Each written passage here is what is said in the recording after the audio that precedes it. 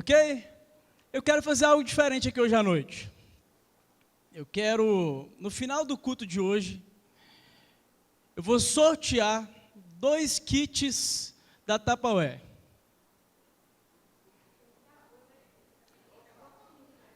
Como é que faz Tupperware? Eu te mandei esboço antes. Tupperware em libras, como vai? Eita, agora ensina para a igreja. Eu vou sortear então aqui, no final do culto, e eu sei que a mulherada gosta muito, né?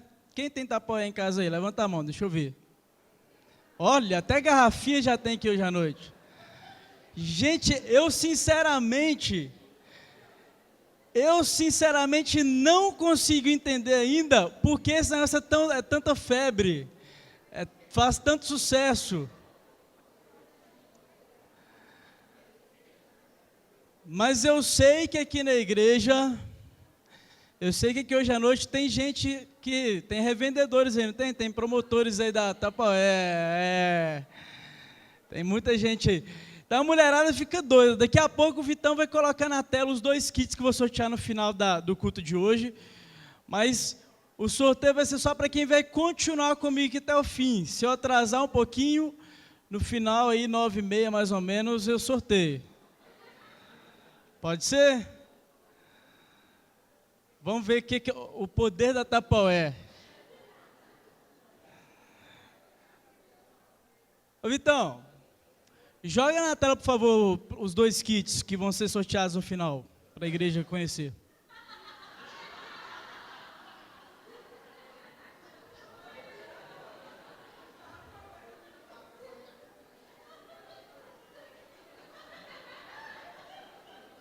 Não entendi, não. Flaviane, por que o povo está rindo?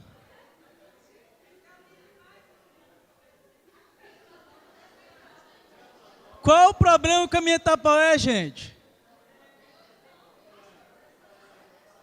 Vai fazer uma visita lá em casa, né? Misericórdia. Gente, eu não entendi qual o problema com essa Tupperware aí.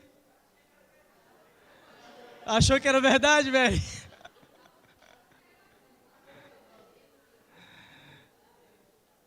Essa Tupperware não é original, não? Mas é Tupperware o nome do trem, não, gente? Não é não? Deixa eu perguntar uma coisa para vocês aqui. O que faz da Tupperware ser uma Tupperware? Autêntica Tupperware. Se eu convidar a Flaviane para falar aqui, ela me falaria muitos motivos, muitas características que fazem do produto ser autêntico. Eu quero começar te perguntando aqui, então, o que faz um cristão ser autêntico? O que faz um cristão ser original? Porque, às vezes, a gente olha para a nossa vida cristã, e a gente olha para a Bíblia, e comparando a nossa vida com aquilo que a Bíblia fala que é ser cristão, a gente se sente cristão Tupperware. Não é mais ou menos assim, às vezes? Você olha para a Bíblia e você fala, nossa, mas será que eu sou isso tudo? Eu me sinto mesmo, às vezes não sou essa Tupperware toda, né, como cristão. Então vamos ler Romanos capítulo 8, porque hoje a gente vai aprofundar aqui, a gente vai começar um mergulho, como eu falei mesmo, nesse capítulo de Romanos, que vai falar para a gente o que é ser um cristão autêntico, original, que vive a plenitude do que Jesus Cristo prometeu para mim e para você. E no capítulo 8, a gente vai começar esse mergulho juntos aqui hoje. A gente vai ler hoje do versículo 1 até o versículo 15. Vai aparecer na tela aí para a gente. Mas se você puder abrir também e manter sua Bíblia aberta no capítulo aí. Ô Gui, tem como dar um pouquinho mais de retorno? Tem? Beleza. Romanos capítulo 8. Do versículo 1 até o versículo 15, diz assim: portanto, agora já não há condenação para os que estão em Cristo Jesus. Porque por meio de Cristo Jesus, A lei do Espírito de vida me libertou da lei do pecado e da morte. Porque aquilo que a lei for incapaz de fazer, por estar enfraquecida pela carne, Deus o fez, enviando o seu próprio Filho, à semelhança de homem pecador, como oferta pelo pecado. E assim condenou o pecado na carne, a fim de que as justas exigências da lei fossem plenamente satisfeitas em nós, que não vivemos segundo a carne, mas segundo o Espírito. Versículo 5, quem vive segundo a carne tem a mente voltada para o que a carne deseja, mas quem vive de acordo com o Espírito tem a mente voltada para o que o Espírito deseja. A mentalidade da carne é morte, mas a mentalidade do Espírito é vida e paz. A mentalidade da carne é inimiga de Deus, porque não se submete à lei de Deus, nem pode fazê-lo. Quem é dominado pela carne não pode agradar a Deus. Entretanto, vocês não estão sob o domínio da carne, mas do Espírito, se de fato o Espírito de Deus habita em vocês. E se alguém não tem o Espírito de Cristo, não pertence a Cristo. Versículo 10, mas se Cristo está em vocês, o corpo está morto por causa do pecado, mas o Espírito está vivo por causa da justiça. E se o Espírito daquele que ressuscitou Jesus dentre os mortos habita em vocês, aquele que ressuscitou a Jesus dentre os mortos, também dará vida a seus corpos mortais, por meio do seu Espírito que habita em vocês. Portanto, irmãos, estamos em dívida não para com a carne, para vivermos sujeitos a ela. Pois se vocês viverem de acordo com a carne, morrerão. Mas se pelo Espírito fizerem morrer os atos do corpo, viverão. Porque todos os que são guiados pelo Espírito de Deus são filhos de Deus. Pois vocês não receberam o Espírito que os escravize, para novamente temerem, mas receberam o Espírito que os torna filhos por adoção, por meio do qual clamamos, Abba, Pai. Feche seus olhos comigo.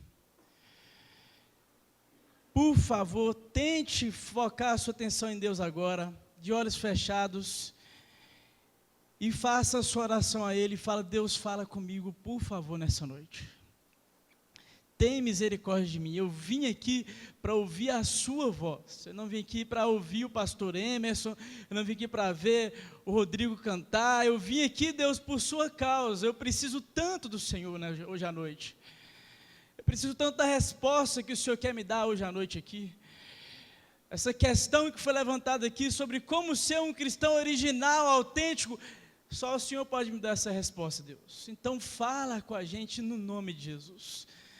No nome de Jesus, eu repreendo agora toda mentira do diabo, Deus. Toda ação das trevas, tudo que vem para distrair a nossa atenção, para nos tirar do alvo que é o Senhor para nós, para tirar, Deus, a nossa atenção, para que nós não compreendamos a Tua palavra, nós repreendemos no nome de Jesus e te pedimos, fala com a gente, encontre corações aqui hoje sedentos por mais o Senhor. É o nosso desejo, é a nossa oração, em nome de Jesus. Amém e amém.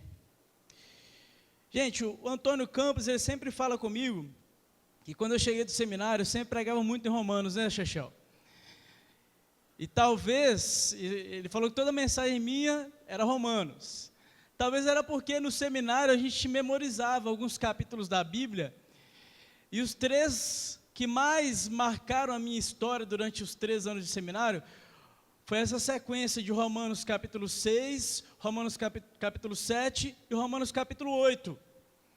Essa sequência desses 3 capítulos, para quem faz o seminário Servo de Cristo, faz parte do currículo escolar você memorizar o capítulo todo, os 3 capítulos inteiros, memorizar. E me fez muito bem isso. Como esse negócio mexeu na minha alma, me confrontou, me ensinou. Só que o negócio de Romanos é o seguinte: você lê, você estuda, você memoriza, mas cada vez que você está diante de Romanos de novo, você tem algo para aprender. Esta carta de Paulo, essa fantástica carta de Paulo, A igreja que se reunia em Roma, ela é algo assim, para mim, ela é o ápice do que alguém pode, da forma como alguém pode explicar o evangelho para nós seres humanos.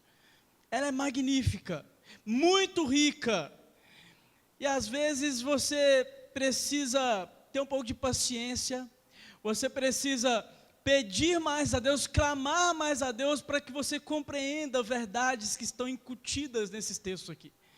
Porque são verdades essenciais para a minha vida, são verdades essenciais para a sua vida, e esta carta chegou até a gente aqui hoje, porque eu acredito muito que Deus quer nos ensinar com a vida de Paulo, quer nos ensinar com aquilo que Ele revelou para Paulo. E esses 3 capítulos, ele chega para mim no ápice da teologia que Paulo apresenta para a gente, quando ele começa a explicar o que é que acontece na vida do ser humano quando ele se depara com a mensagem do Evangelho. No capítulo 6 ele começa a mostrar, no capítulo 5 um pouco antes, ele começa a mostrar a condição onde todos nós seres humanos estamos. Necessitados de Deus, necessitados de salvação, todos pecaram e carecem da glória de Deus. Todo ser humano é pecador, todo mundo em algum momento desobedeceu à lei de Deus, está distante de Deus, está morrendo espiritualmente. E no capítulo 6 ele começa a mostrar, no versículo 12 do capítulo 5, ele já começa a apresentar a solução para o problema do homem, de uma maneira muito profunda. No capítulo 7 ele vai falar com a gente de uma relação que ele tenta explicar como é esse processo de eu sair da morte e vir para a vida, de eu sair das trevas e vir para a luz, mas nesse processo aí tem muita coisa acontecendo. E no capítulo 8, ele chega no ápice então dessa argumentação dele. E eu gosto muito de alguns livros, na verdade 2 livros, que eu não sei se tem mais outros publicados desse autor, pastor Ted Haggard. O pessoal me vê muito falar sobre esse cara, né? Esse senhor, daqui a pouco eu vou mostrar uma foto dele para vocês, ele é o cara que idealizou a igreja Betânia, ele idealizou a missão Betânia, na verdade. A igreja Betânia é fruto do trabalho missionário, do esforço da missão Betânia. E esse teólogo, para mim, o pouco que ele deixou escrito, tem feito muito bem para a minha alma. Eu quero compartilhar um pouco com vocês hoje à noite, como isso tem feito muito bem para mim. Mas o que é ser cristão, afinal? Cristão, a palavra cristão, ela tem um significado. E apesar de parecer que está no aumentativo cristão significa pequeno Cristo, ou gente que parece com Jesus Cristo. Em Atos capítulo 11, a gente vai encontrar um relato, Lucas falando com a gente, que os discípulos estavam na cidade de Antioquia, e nesse lugar foi pela primeira vez que alguém se referiu aos discípulos, chamando-os de cristãos. Falou, olha, essas pessoas eles parecem com Jesus Cristo, são pequenos cristos, são imitadores de Cristo, gente que se parece com Cristo. Isso é ser cristão. Agora, o problema nosso hoje é que ser cristão, o cristianismo em si já tem muitas vertentes hoje em dia, né? Então você pode ser um cristão nominal, numa igreja evangélica, numa igreja católica, no espiritismo, tem muitas vertentes do cristianismo, mas a verdade, o que é então ser um cristão autêntico, original, cristão tapaué, não um cristão tapoé? O cristão autêntico, ele vive uma autêntica transformação. O cristão original mesmo, esse cristianismo que Jesus Cristo prometeu, ele muda a sua vida, ele causa uma revolução na sua vida, no jeito como você vê a vida, no jeito como você vê as pessoas, no jeito como você enxerga o mundo, a sua cosmovisão, ela é completamente revolucionária, ela é mudada, ela é transformada pelo Evangelho. E é sobre essa transformação que a gente quer começar falando hoje. Hoje nós vamos falar hoje sobre a autêntica transformação que o cristianismo promove na minha vida, que o cristão autêntico mesmo, ele experimenta, ele vive. Note que eu não coloquei ali que o cristão autêntico, ele experimenta uma autêntica transformação, mas ele vive, porque é uma sequência, é constante e progressivo. Eu não parei ontem, me converti ontem e experimentei uma transformação. Eu estou experimentando, eu estou vivendo, estou vivenciando uma transformação diária. E Paulo, quando fala da experiência dele, dessa transformação, ele fala que o alvo dele é ser o padrão de Jesus Cristo. O padrão dele é Jesus Cristo. E ele, como nós devemos fazer, reconhece, falando o seguinte: não julgo que eu já tenha alcançado esse padrão. Ele fala: não alcancei ainda, mas eu esqueço-me das coisas que ficaram para trás e prossigo para o alvo.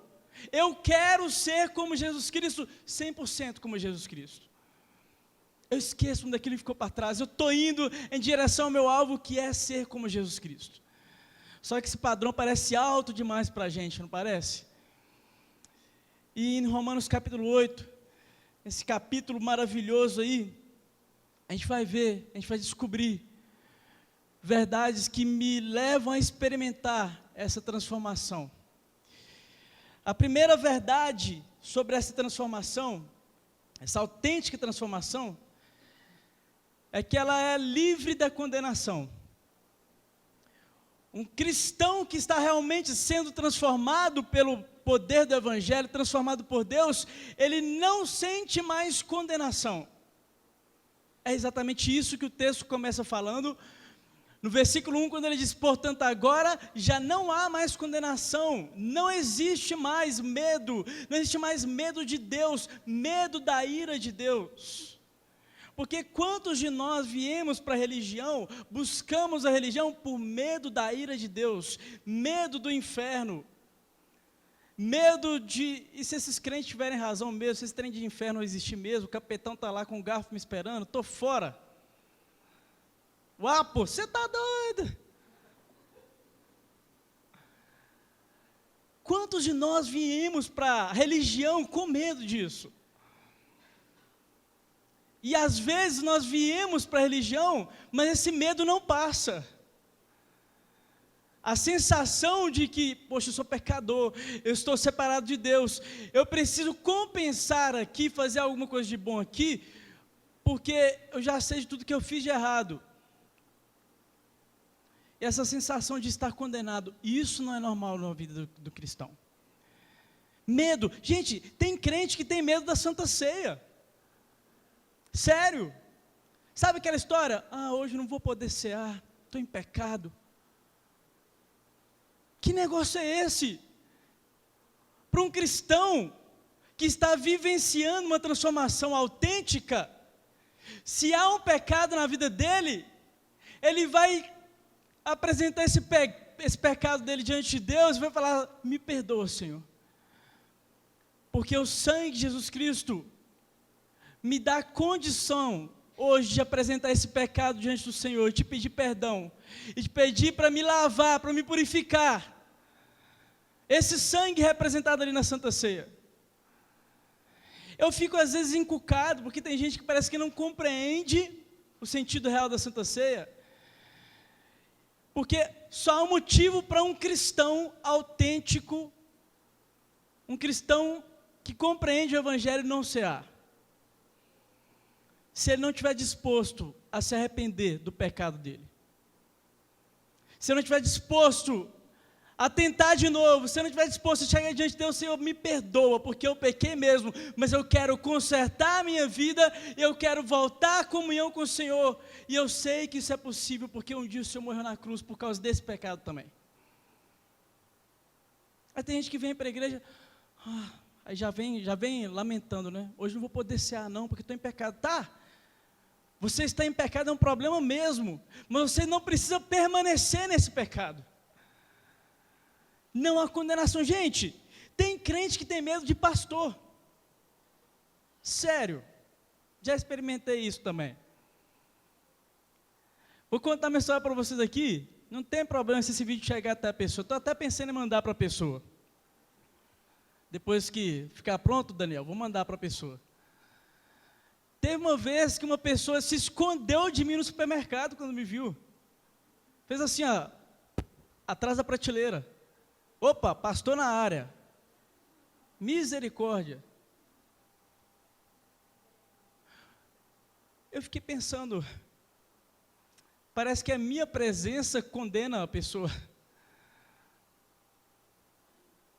Não pode isso. Gente, o cristão autêntico, ele se sente livre. Não há mais condenação sobre a vida dele. Não há mais culpa. Não há mais medo da ira de Deus, porque ele está livre de tudo que o condenava. Ele está livre. É vida nova. As coisas velhas ficaram para trás. Dos seus pecados eu não me lembrarei mais. Isso é o que Deus nos garante. Ele esqueceu. Não me pergunta como que é esse negócio de Deus esquecer pecado, não, que eu não sei, não. O dia que eu chegar no céu, eu quero perguntar para ele, como é que é esse negócio? O senhor esqueceu mesmo? Como é que é? Mas é exatamente isso que o livro de Hebreus fala. Dos seus pecados eu não me lembrarei mais. Não há condenação. Agora, essa autêntica transformação, a gente sabe que ela só é possível para quem está realmente em Cristo Jesus. O restante do versículo 1 diz, portanto agora já não há condenação para os que estão em Cristo Jesus. Há uma definição bem clara nesse texto para a gente. Eu só me sinto livre quando eu estou convicto de que eu estou em Cristo Jesus. Mas espera aí, se eu não estou em Cristo Jesus, eu estou em quem? O Paulo vai levar para a gente, vai levar a gente a raciocinar um pouco, em alguns capítulos anteriores, ele vai falar sobre os dois Adão. Existem dois Adão na Bíblia, sabia? Adão, do Adão e Eva, e Jesus Cristo também foi chamado de Adão, por Paulo. Quando ele vai explicar para a gente que em Jesus Cristo tudo foi restaurado, mas o Adão que estragou tudo com o pecado dele me alcançou também. Ele explica isso para a gente. Eu só me achar aqui, porque eu não estava seguindo aqui não. Ok. Em Romanos capítulo 5, versículo 19, Romanos capítulo 5, 19 diz, logo, assim como por meio da desobediência de um só homem, muitos foram feitos pecadores, assim também por meio da obediência de um único homem, muitos serão feitos justos. O que Paulo está tentando explicar quando ele diz, não há condenação para aqueles que estão em Cristo Jesus, ele está tentando falar comigo e com você o seguinte, só existem duas possibilidades para mim e para você. Ou você está em Jesus Cristo, ou você está em Adão. O Adão que pecou lá no Éden e estragou tudo. E nós, quando estamos em Adão, estamos endossando a atitude dele. É isso que o pastor Ted Regre fala. Todo ser humano nasce com esse problema da queda, ele nasce com essa depravação, e ele vai pecar. E quanto mais eu peco, mais eu estou assinando embaixo na atitude de Adão e Eva, quando pecaram lá no Éden. Eu estou falando o seguinte, eu faria o mesmo que vocês, ó. Estou contigo e não abro. É isso que Paulo está falando com a gente. Mas quem está em Cristo, o que Paulo chama de novo Adão, o Adão perfeito, porque Jesus Cristo veio em carne, ele foi um ser humano assim como eu e você, 100% homem. Este novo Adão, quem está neste Jesus Cristo, neste novo Adão, está livre de toda a condenação do pecado. Porque se um Adão conseguiu estragar tudo, o segundo Adão conseguiu resolver tudo, consertar tudo. Por meio da obediência de um único homem, muitos foram feitos justos. Mas Paulo não para por aí. Ele vai explicar para a gente que em Jesus Cristo, as justas exigências da lei foram cumpridas. Não é isso? Por que ele vai falar sobre isso comigo e com você? Porque eu de mim mesmo não consigo produzir essa transformação. A autêntica transformação, ela não é produzida por mim mesmo. E quando eu digo não é produzida por mim mesmo, é porque a gente é muito bobinho, a gente se ilude demais. Um dos grandes motivos pelos quais pessoas, crentes nominais, não conseguem experimentar a plenitude do que é o Evangelho na vida dele, não conseguem ser um cristão autêntico, é por achar que ele faz isso por conta própria, que ele se transforma por conta própria. Eu vou começar a ir na igreja todo domingo, eu vou me envolver com o ministério na igreja, eu vou me esforçar agora para não pecar, eu vou começar a ir numa célula, vou começar a orar, a ler a Bíblia. Deixa eu te falar uma coisa, tudo isso é normal acontecer quando você é realmente um cristão transformado. Mas se você tentar por si mesmo fazer isso, você não vai conseguir. Sabe por quê? Olha o que Paulo fala com a gente nesses versículos 13 e 4. Ele diz: aquilo que a lei fora incapaz de fazer por estar enfraquecida pela carne, Deus o fez enviando o seu próprio Filho à semelhança do homem pecador. O que Paulo está falando é o seguinte, dá pausa aí, comigo, pause. Essa é boa. O que Paulo está tentando explicar para mim e para você, é que as regras não conseguem transformar a sua vida. A lei não tem poder para transformar a sua vida. Não tinha na época de Moisés e continua não tendo nos dias de hoje. A lei, sabe para que ela serve? Para reforçar para você mesmo que você está perdido. Quando nos 10 mandamentos diz, não dirás falso testemunho, não adulterarás, não matarás, honra teu pai e tua mãe. E quando você se depara com isso, você vê, poxa, já quebrei mandamentos aqui. A lei, ela vem para te mostrar o seguinte: você está perdido, porque você já quebrou a lei de Deus. Você já pecou. E por isso você precisa da graça de Deus sobre a sua vida. Então, às vezes a gente sabe o que a gente tenta fazer? Eu já contei mentira, mas eu vou, no meu esforço aqui, na minha luta, na minha garra, na minha força de vontade, eu não vou adulterar nunca. Eu vou para a igreja todo dia, eu vou fazer jejum, eu vou servir nos ministérios, porque eu não vou pecar. Gente, essa transformação não pode ser produzida por si mesmo. Ela começa a ser produzida em Jesus Cristo, quando Ele vem em forma humana e assume como homem todos os seus pecados, e os meus também, e paga lá na cruz o crime que eu cometi. Paga na cruz a pena que era para mim, a pena de morte que era para mim, porque a lei de Deus diz: a alma que pecar, esta morrerá.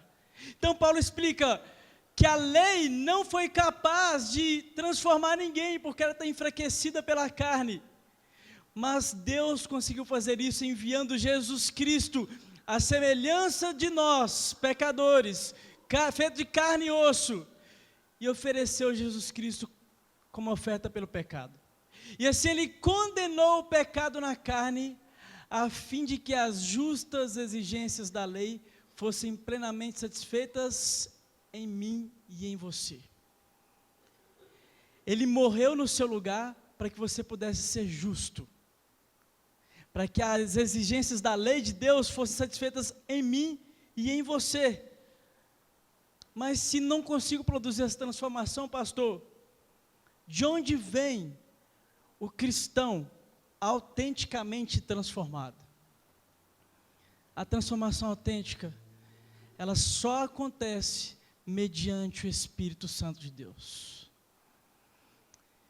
E aí, esse personagem, a terceira pessoa da Trindade vai ganhar um destaque especial nesse capítulo.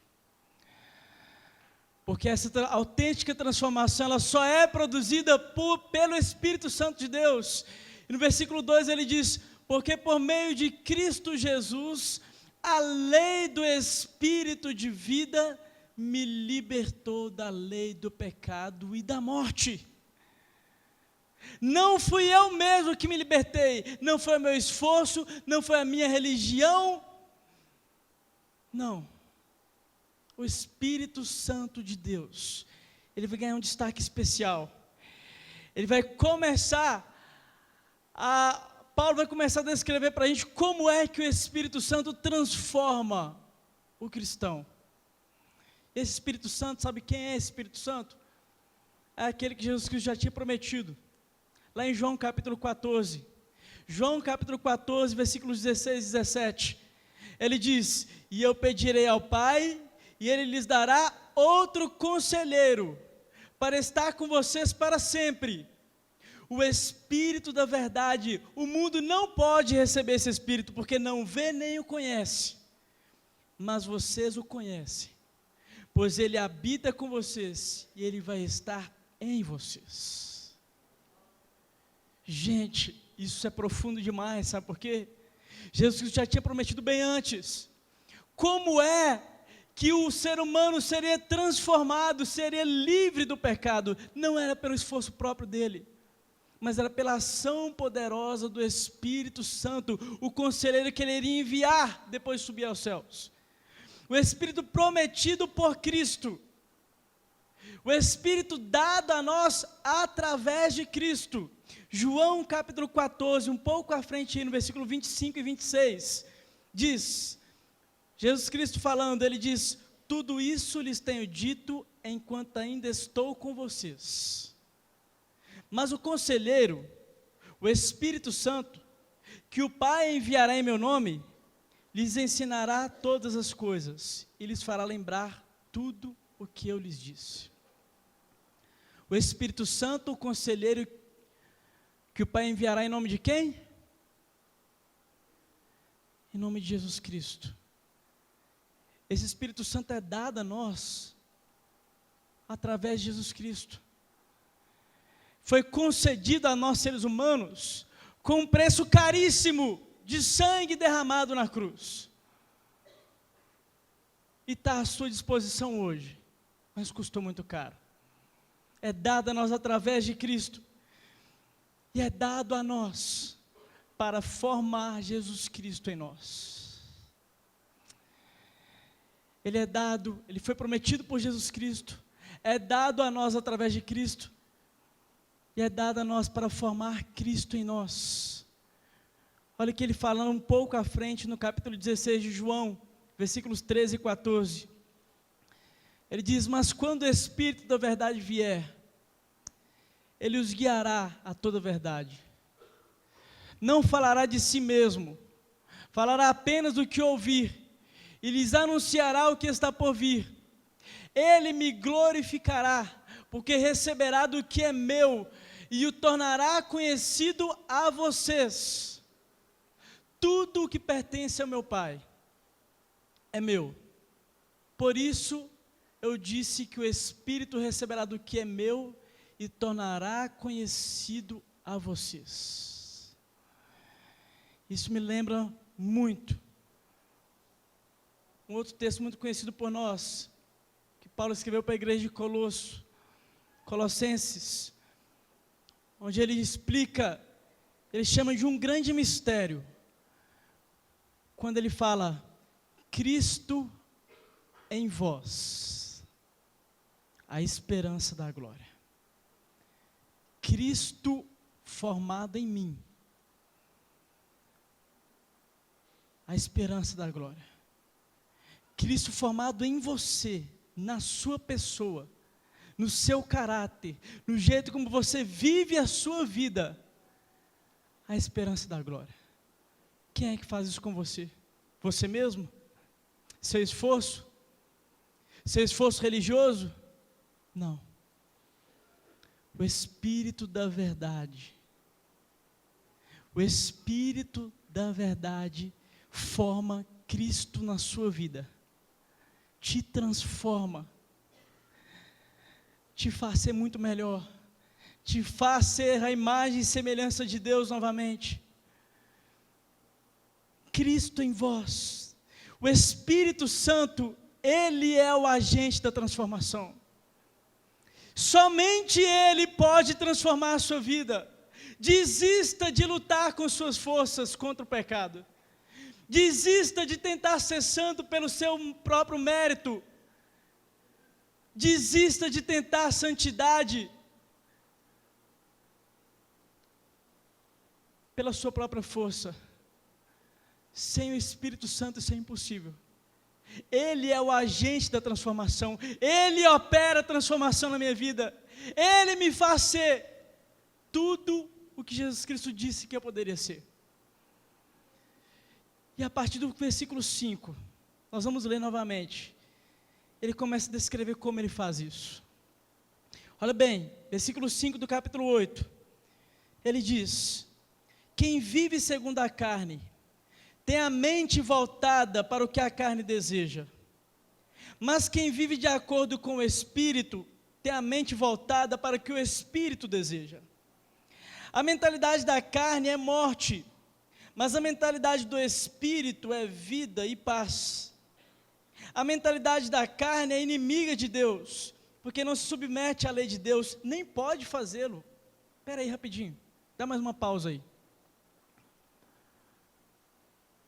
O Paulo está falando o seguinte, que sem o Espírito de Deus, o jeito como a sua mente funciona, você nunca vai conseguir agradar a Deus.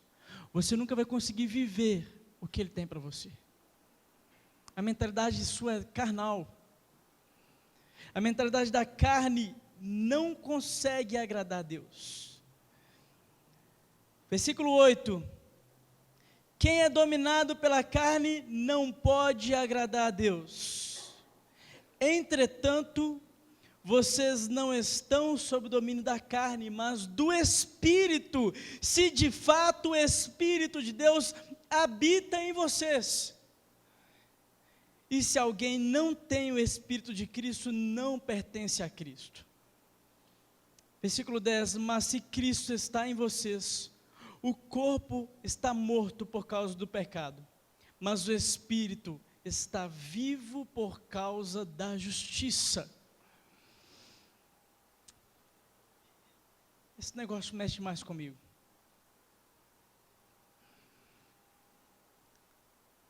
Sabe por quê? Eu sei que muitos de nós somos cristãos nominais, protestantes, mas na batalha contra o pecado, muitos de nós estão derrotados dia após dia. Muitos de nós ainda não conseguiu experimentar a plenitude do que o cristianismo te oferece.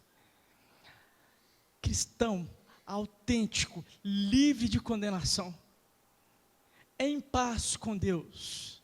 Antes eu era inimigo de Deus, agora não. Agora estou em paz com Ele. O que Paulo está trazendo à nossa realidade aqui é uma guerra que acontece diariamente. O que ele está tentando explicar é que você precisa identificar de qual lado você está nessa guerra. Se você é escravo do pecado, servo do pecado, a lei que você obedece é a lei da carne, que te conduz à morte, à separação de Deus. Mas o Espírito Santo de Deus está batalhando para te trazer para o lado de cá. E quando eu falo dessa luta, eu me refiro a crentes nominais, que às vezes permanecem a vida inteira do lado oposto de Deus, dominados pela lei da carne, e por isso não conseguem experimentar a plenitude do cristianismo. Derrotados dia após dia, condenados, com medo. Medo de Deus, medo da ira de Deus, medo de ser descoberto. Medo do que as pessoas vão pensar de mim. Não importa o que as pessoas vão pensar de você. O que importa é que Deus pensa a seu respeito. Sabe o que Ele pensa? Ele pensa que é possível você vir para o lado de cá, dessa guerra. Só que para alguém que está de um lado, de uma nação na guerra, para ele poder ir para o outro lado, ele precisa se render. Precisa levantar a bandeira branca. Precisa falar, eu me rendo. Eu estou aqui. Eu desisto. Eu não quero mais lutar. O problema é que tem crente que se converte à religião, se converte até à denominação, se converte até ao pastor às vezes, mas luta contra o Espírito Santo de Deus.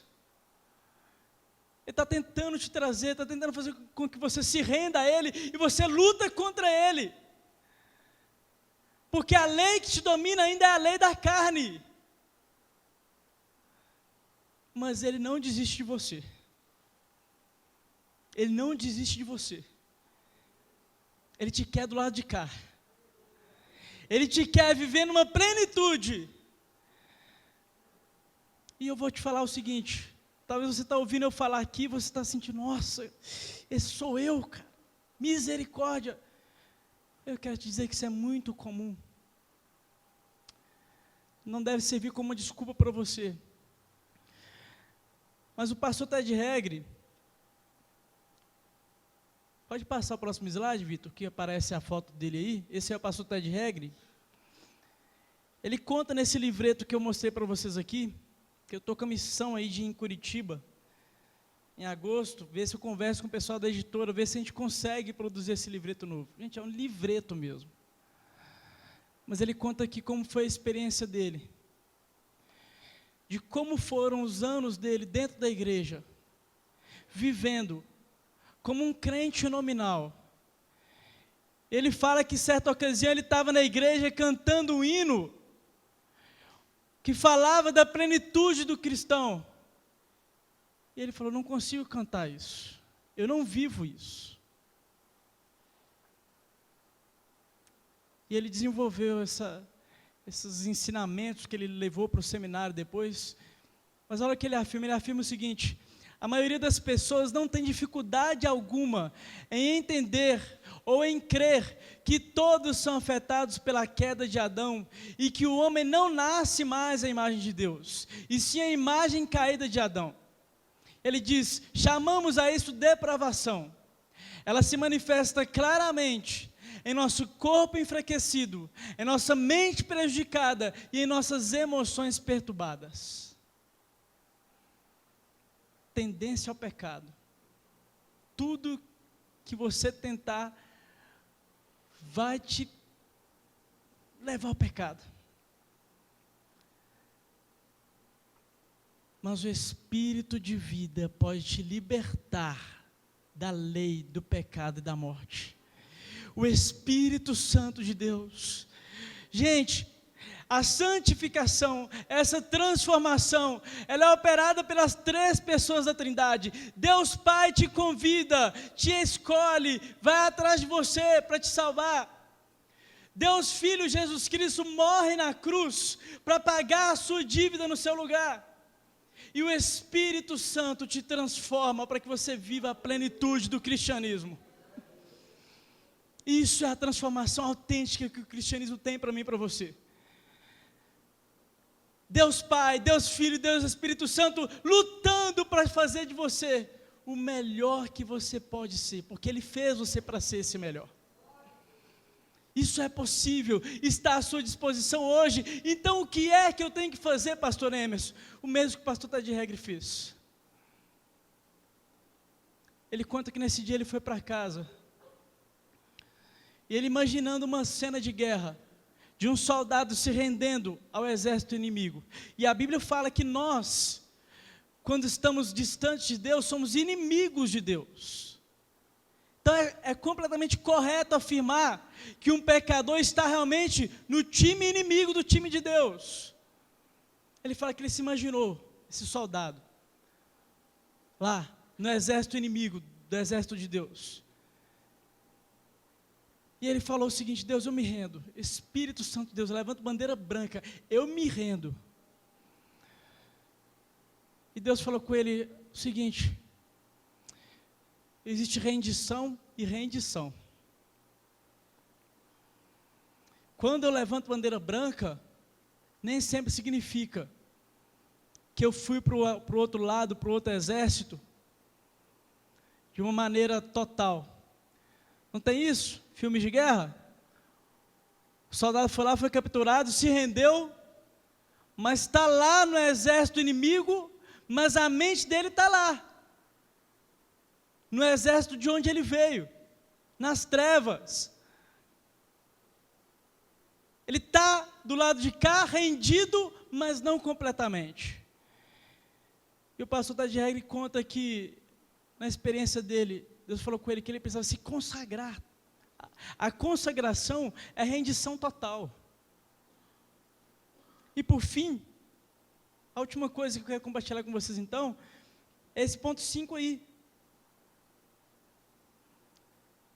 A autêntica transformação que só acontece com uma rendição total. Versículo 14 e 15 desse capítulo 8 diz: porque todos os que são guiados pelo Espírito de Deus são filhos de Deus. Todos os que são comandados, todos os que estão sob controle do Espírito Santo, todos os que abriram mão do controle da vida deles, para que o Espírito Santo agora o governe. Isso só é possível mediante uma rendição total, entrega total. Onde eu falo: Senhor, tem misericórdia de mim, eu não aguento mais. Espírito Santo de Deus, assuma o controle da minha vida e transforma a minha vida. Ele pode fazer isso, Ele quer fazer isso, Ele deseja fazer isso, porque Ele quer fazer de você um filho dEle. Ele continua falando: pois vocês não receberam um espírito que os escravize para novamente sentir medo, mas receberam um espírito que os adota como filhos, e por meio deste espírito nós clamamos: Abba, Pai, Abba, Pai, meu Pai, meu Paizinho, meu Pai. Mediante o Espírito Santo de Deus, estou convicto de que eu agora sou filho de Deus. E junto com essa convicção vem uma série de bênçãos, que a gente vai continuar falando nos próximos domingos. Mas eu quero fazer uma pausa aqui hoje. Essa pausa, ela pode significar muito na sua vida hoje à noite. Tem uma frase que o pastor Tad Regra cita no livro dele, de um autor americano. Ele diz: Deus está pronto a assumir inteira responsabilidade por qualquer vida que se entregue a Ele. Deus está pronto para assumir sobre você a responsabilidade de te transformar, de te libertar dos seus vícios, de mudar a sua conduta de vida, pelo poder do Espírito Santo, se você se entregar a Ele totalmente, se render a Ele, se render.